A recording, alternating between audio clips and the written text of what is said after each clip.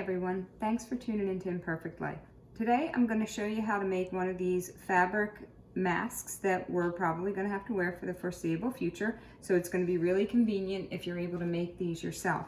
There's quite a few tutorials on YouTube. The ones I've watched were all quite good. The difference with mine is that I'm going to show you a version that has the metal bar in the nose to shape it around your nose. I got these on Amazon and I was actually pretty pleased with the quality. They're pretty thick and durable. They don't bend that easy, so they should fit securely around your nose. The other thing is the elastic that I got. A lot of people use the flat braided elastic, and I've made many of these masks for healthcare workers on a volunteer basis, and I've heard feedback that the elastic can be uncomfortable when it's worn behind the ears all day. So I was able to order this elastic, and it's actually really soft, and it's the same type of elastic that they use on the disposable medical masks. And I know because I get those at work. So here's what you're going to need. You're going to need 2 pieces of fabric. They can be the same or different, whatever you want. 9 inches wide by 6 inches high.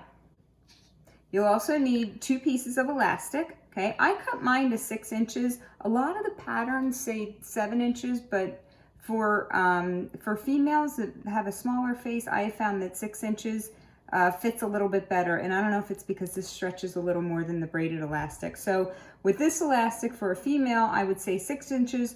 For a man, I would say 7 inches. And they seem to be good fit based on the ones that I've made for people. Okay, so 2 pieces of fabric, coordinating or not, same or not, whatever you prefer. 2 pieces of elastic, 6 inches long. And in this case, we're going to use the metal nose former piece. Okay, so we're ready to sew. You want the 2 pieces of fabric stacked, okay? So they're not going to be right sides together. You're going to have, you're going to stack them. And the reason is because when you turn it, again, some of the feedback I got from the healthcare workers was that they were unable to tell the difference between the outside and the inside, and they didn't, they wanted to keep the same side against their nose and mouth. So by stacking them this way, when you turn it, you're going to have the front side of the fabric and then the back side of the fabric. Okay, and then what we're going to do is we're going to start a little beyond the middle. Okay, and we're going to go around in a square. We're just going to sew all the way around. I would say about a 1/4 inch seam allowance. But as we sew, we're going to get the elastic and catch the elastic, and you'll see when we go through the machine, in the corners. Okay, so you're going to catch the elastic in the corner. That's the other thing about this elastic. It's really great to sew through. Some of the elastic is, it bounces under the needle. Okay, so you go ahead and tuck your elastic in. Don't worry about it being loose or falling out, because we'll adjust it as we get closer. Okay, so make sure that's in there. I'm going to make sure you can see. All right, and then do a reverse on that. It's such a simple pattern. You're really just sewing 2 pieces of fabric together. Catch that elastic in there. Go back over it. Make sure it's in there real good. Okay, then turn.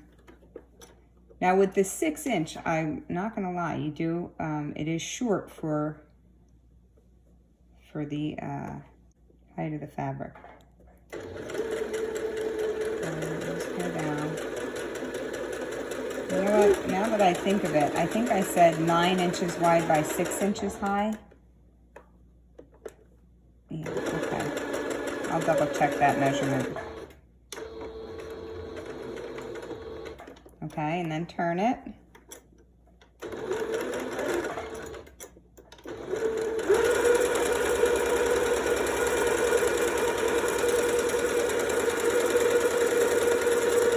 Okay, and as you get to the bottom, again, you're going to put in your other piece of elastic in between the layers.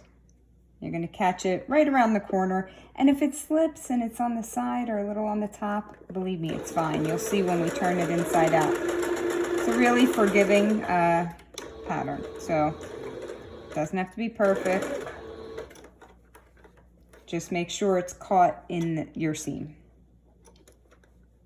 Okay, and we're going to turn. I'm gonna grab that other end. There it is. Okay, but you wanna make sure that you're not catching it in the seam itself.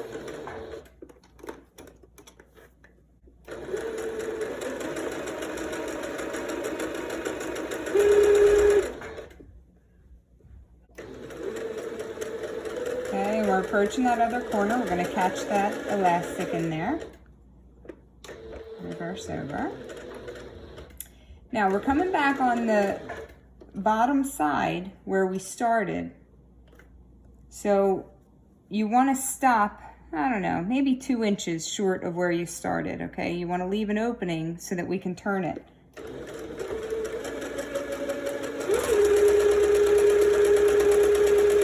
I like to make it as small as possible, but don't worry about it, because when we top stitch over, it'll completely disappear, okay? And then we'll cut our thread. Okay, so once you've sewn around the edges and caught your elastic in the corners, I always just clip the corners before I turn it, okay, so that we have nice sharp corners. It's going to become my trademark. I know I say this in all of my tutorials. Just make sure you don't catch the seam. And that's all the trim you really need on these. Okay. And then I'll cut those.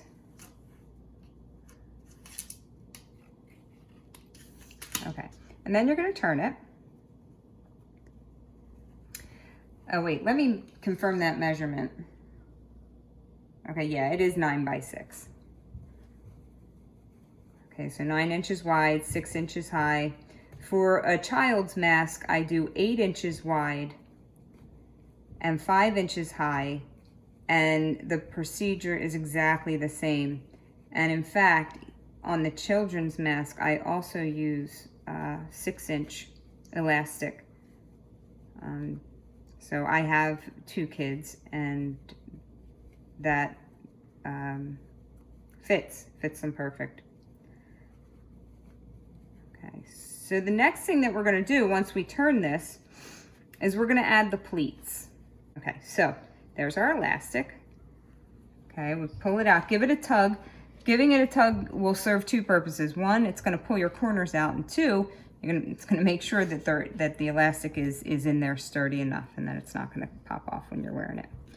Okay, and then I always just run my finger along the seams, make sure they're out.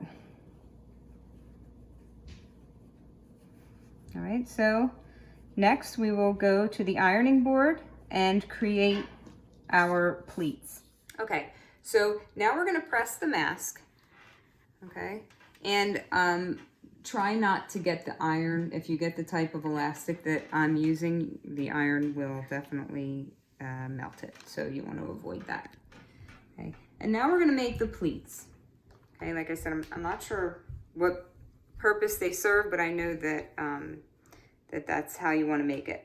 So don't overthink it. What you want to do is just, starting from the bottom, just kind of make these 3 pinches, and if it takes a little coordination to hold them as you go, but don't worry about measuring it or them all being like even, or just somehow they usually end up pretty even. Okay, so you have enough to worry about just trying to hold them in place while you make the other pleats. All right, so that looks pretty good. Then press them down. You can pin them if you want. You don't really need to. The pressing them is good enough. Okay, and then just, I'm going to turn this to the side because it's easier for me to press it that way. At the end, it should be about 3 inches. Your 6-inch height should be down to about 3 inches once the pleats are in. Okay? All right, and I know they're popping up. Don't worry about it. They'll be fine. Once we get it under the needle, you can hold it, we'll hold it down as we sew. Okay, so now we're going to put in the metal piece that will form around the nose. Okay, so we still have our opening from where we turned it, so we'll use that to bring the metal piece up. Don't worry about the pleats. I know you're probably like, oh no, there goes the pleats. Trust me, they're still there, okay? So don't worry about that. So let's get this metal piece along the top edge of the mask. Okay, all right, so it's there now. And then we want to center it. Okay, we want it so that it's in the center of the mask. And like the pleats, don't overthink it. Have some sort of measuring tool, feel for the end, and just, you want to have roughly the same amount of on either side of mask. So that's about 2.5 inches. Feel this. Perfect, that's about 2.5 inches as well. Okay, so the first thing we're gonna do, I'm gonna ask my camera to get close, is we're gonna put downward seams on either side of this metal. And you're gonna have to feel, I know you can't see, but I'm feeling this. And that's what you're gonna have to do too. Because you wanna get as close as possible without your needle hitting the metal and breaking. And we're just gonna go down, gosh, maybe 1/4 inch here. We're kind of creating a casing for that metal so that it doesn't slide back and forth. Okay, now we're gonna go down the other side. Again, find the edge of your metal so you don't sew through it.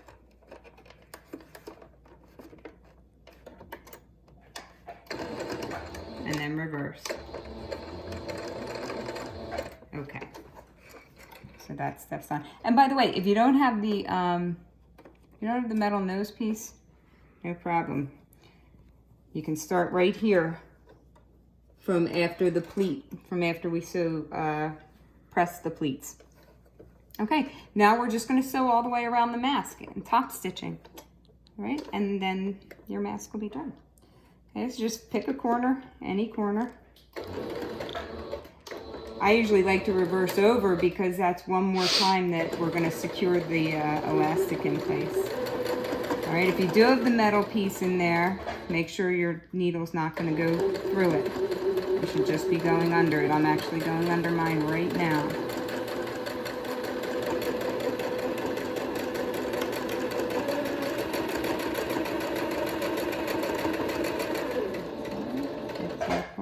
And again, don't worry about the seam allowance, whatever, you know, 1/4 inch, 1/8 of an inch. Okay, now we're going to, that's fine, sew in the pleats. Okay, I told you they'd still be there, and they are. You don't have to hold the pleat all the way across, you just need it on the edge so you can secure it with your seam. And just make sure that your feed dog doesn't push the pleat out. Okay, now you're going to turn and do the bottom.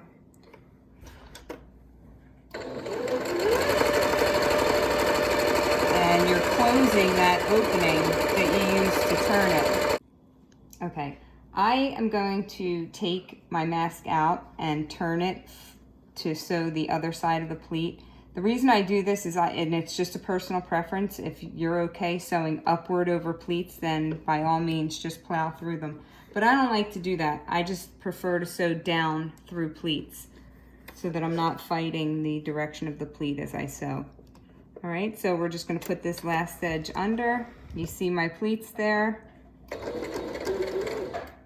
a little reverse stitch. You don't have to.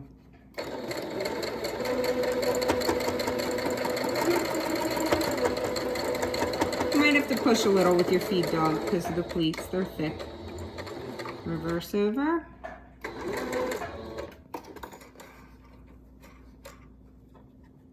Trim your seams. And there you have it. Okay, there's your mask. Open it for full coverage, and with the nose form to fit over your nose.